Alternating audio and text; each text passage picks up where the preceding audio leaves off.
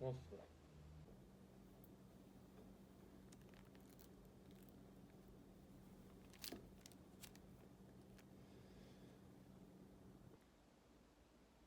What the Frog the Jam. What an amazing card. I mean, have you ever seen a dumber piece of cardboard?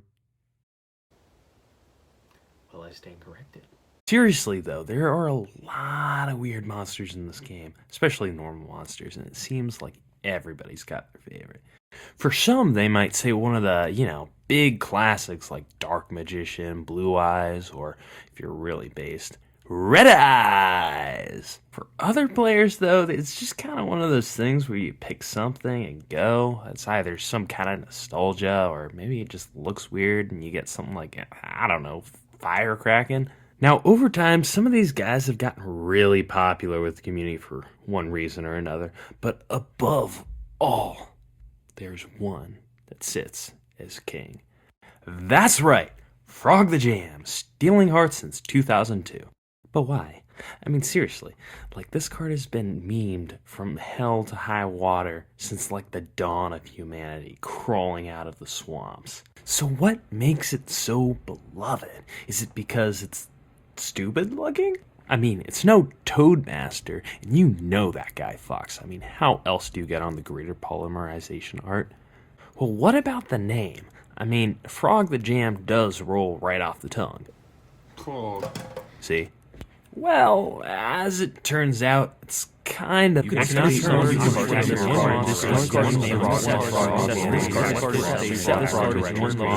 Frog the Jam. What is going on here? Why is Frog the Jam on so many cards? Why is he exempt from so many? Is it because he's secretly overpowered? Does he have some kind of synergy with the frogs that if he were let loose, he'd just become this tier 0 meta threat that everybody has to deal with? No. Maybe it is because he looks funny. Or maybe he's being shunned by his frog family for bringing up Aunt Flip-Flop's messy divorce during Frog Thanksgiving. No. Well, believe it or not, it actually has to do with a certain obesity advocating clown. You see, back in 2002, Yu-Gi-Oh! Was in full swing. I mean, the kids loved it, the children loved it, the adolescents loved it, but most importantly, the youngins love it. Seriously, I don't think there was a single playground in the United States that did not have Yu-Gi-Oh! Cards on it at some point or another. And little did most of these kids know these cards would be only the beginning of the worst financial decision they would ever make in their lives. With 4 core sets released in its first year and a widely successful TV show, it only was a matter of time before someone decided the only way to make it better was to put it next to food. Enter McDonald's, purveyor of food and plastic crap for your kids. Much unlike their customers, old Ronnie was quick as a fox and decided he needed his cardboard inside his larger cardboard. For the kids. Before too long, Mickey D's got a hold of the promotional licensing and had Yu-Gi-Oh! Products flying out of their drive-thru window faster than their very slow and overweight customers.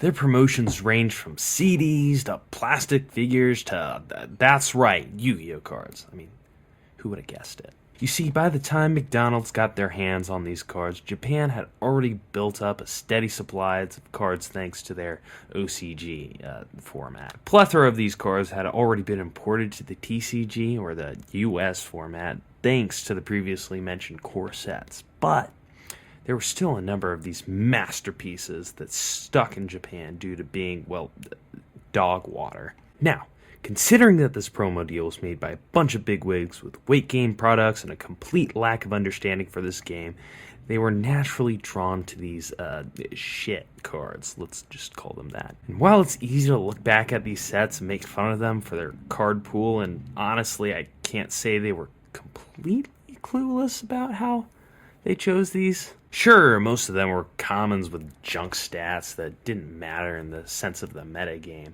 but I mean, when you consider just how many McDonald's there are, you'd realize just how devastating it would be to the competitive scene if you just paid $5 for a Happy Meal and walked away with, Winged Dragon of Ra, ancient chants, and weird effects included. Still, this isn't to say that everything that came out of this was bad. At the time, the big chase cards were Cosmo Queen and Millennium Shields that had these really good stats that really did matter at the time when Yu-Gi-Oh! Was still this, I don't know, vanilla beatdown game. Now, that being said, it really didn't change the fact that while these cards did have their time in the meta scene, they didn't last long and were really quickly outpaced by the newer cards that came out not even a year later. And while these cards may have had their short time in the limelight, there was another card in the set that would lurk in the shadows until it was time to shine. It was Frog the Jam. Like, seriously, have you been paying attention at all? Yep, that's how Frog the Jam came to be, buddying up with your chicken nug-nugs. I mean, just imagine you're opening your McDonald's pack while you're enjoying some tasty treats when suddenly, BAM! You found your reason to live. But still, I mean, that really doesn't explain the whole frog card text shenanigans that's going on with it. Well, to answer that question, we gotta head on over to the land of the rising sun. You see, overseas, Frog the Jam was originally given the name Slime Toad. Yeah. However, when he was selected to release in the McDonald's promo, some goober, some goon, some absolutely based individual took one look at this guy and heard the voice of God tell him to rename it Frog the Jam.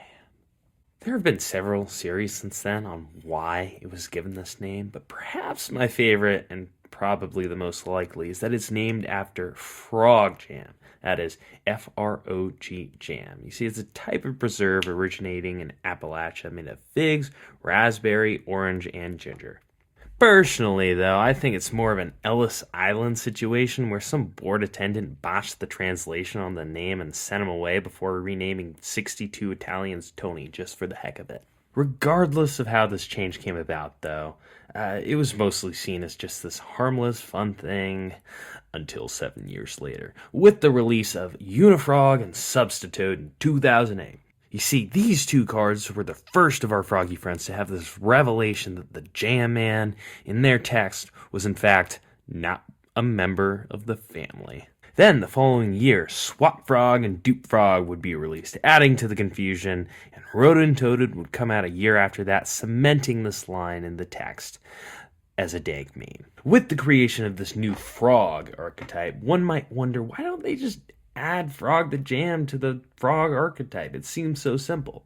Well, you remember that whole thing about Frog the Jam originally being called Slime Toad in Japan? Well, since these frog monsters had completely different names compared to the original Slime Toad, Frog the Jam was not actually a part of this original archetype. So Konami had to make the decision whether they make a complete different set of rules regarding this single monster in the TCG or just add this exemption in every card text for all the frogs. To be fair, this isn't the first time this type of situation happened. A notable example, well, at least for me, is the exclusion of Red Eyes B Chick in the Red Eyes archetype. However, I just think it's so funny that all this dancing around the card text is due to some random dude just deciding Slime Toad wasn't good enough. And to be fair, he was right. Well, after 6 more years of silliness, the higher-ups at Konami just decided that they had enough of this menace and reprinted him in 2016 under the original name Slime Toad. That being said, there really wasn't much going on for the frog archetype during the 6-year span of time.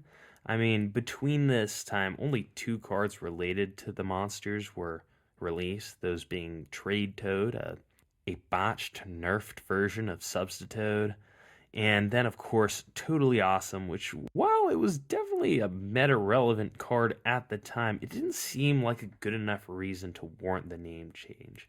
In the end, it just led to a lot of people asking why, and then a lot of other people asking, WHY?! With all the damage done and Frog the Jam no longer being a played card, at that point, Konami had already lost. Frog the Jam had hopped his way into everybody's hearts, from Bob Marley to Tom Petty. Yeah, I guess you could say I really like this guy. I know I'm not alone, but the entire reason I even put out a video on this channel to begin with was because I love this card so much. I love the deck that I made with it.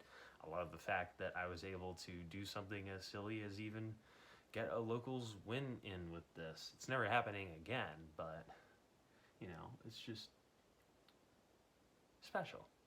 But hey, maybe that's part of the beauty of this, that you can have these weird historical moments within the game that are just brought up from pure silliness. I mean, Frog the Jam. It's just a funny name. But you know, I probably rambled about this guy more than I should have on this video. So with that, I think I'm gonna head out. So have a good rest of your day, evening, night, whatever. God bless. There's no way out that way, so I'll just